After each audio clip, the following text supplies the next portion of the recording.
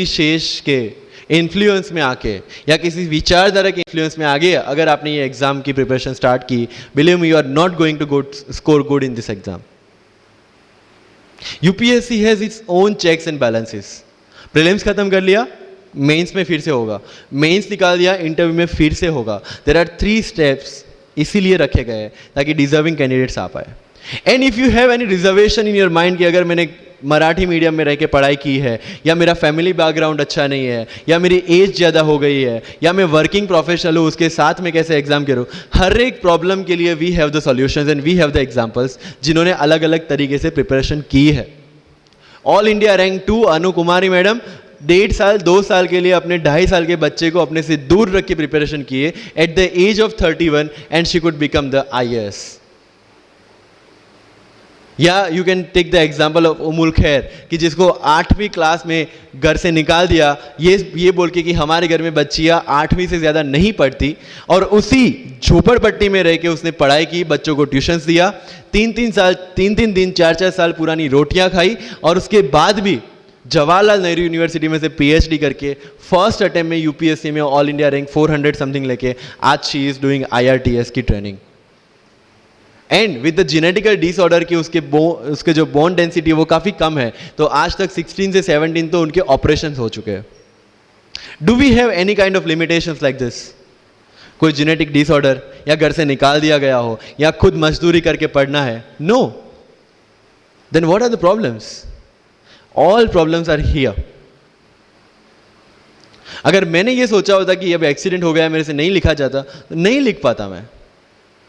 मुझे किसी ने पूछ लिया कि सफीन हसन के अचीवमेंट्स इतने हैं, इतना सब कुछ मतलब पा लिया है, what is a failure in your life? And I said there is no failure in my life, there are certain experiences in my life. If you want to make it success or failure, it's in your mind. अगर किसी चीज आपके साथ कुछ हुआ, उसमें से सीख के आगे बढ़ने का एटीट्यूड आपके पास होगा, UPSC is all yours. So वही चीज जो कहावत है, deserve before you desire.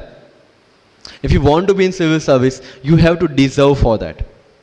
If you want कि आपके घर में फॉर्च्यूनर हो, तो पहले फॉर्च्यूनर रखने की जगह होनी चाहिए.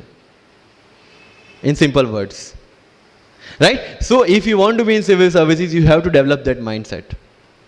मेरा अगर यूपीएससी का इंटरव्यू आपको पढ़ना हो तो it's available on my Facebook में, मेरा फेसबुक अकाउंट पे थोड़ा स्क्रॉल करके अगर जाओगे, इट्स सफीन हसन, SAFIN उसमें अगर आप नीचे जाओगे, you will find the PDF जिसमें क्या क्वेश्चंस पूछे गए और उसके क्या आंसर मैंने दिए. Everything I have written down. I was asked about Islam, casteism in Islam, why it is still persistent in Islam, why there is a university called Aligarh Muslim University and another is Banaras Hindu University, what is the relevance of madrasa system, what is fatwa, everything from Islam. Not because they want to do something, some bias with me or something like that. They just want to check कि अगर इस इंसान को हम IAS या IPS के post पे बिठाते हैं, whether he will treat the person as a citizen of India or member of any one particular community. And that's why I could score 204 in UPSC interview. Because I could satisfy them. And this is not because I could score, this is the requirement of this job. अगर आपको लगता है कि being मुस्लिम आपके साथ कुछ distinguish behaviour किया जाता है, मुझे ये क्वेश्चन पूछा गया. मेरा एक इंटरव्यू है जिंदगी विथ रीचा में, जो अंसार भाई का काफ़ी वायरल हुआ था. Same Richa Anirudh also took my interview. She asked me this कि when you belong to Gujarat and when you are an IPS officer, कहीं ना कहीं दिमाग में 2002 आता है, और उसके बाद आपको कहीं लगा कि बीइंग अ मुस्लिम आपके साथ कहीं पे कोई भेदभाव हुआ है या कोई डिस्क्रिमिनेशन हुआ है? And I simply said no, I never felt like that, because मेरे दिमाग में कहीं पे डिफरेंशिएशन या डिस्क्रिमिनेशन नहीं है.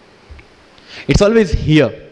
If I treat people differently based on the religion or the caste, I will see how people behave with me from that angle only.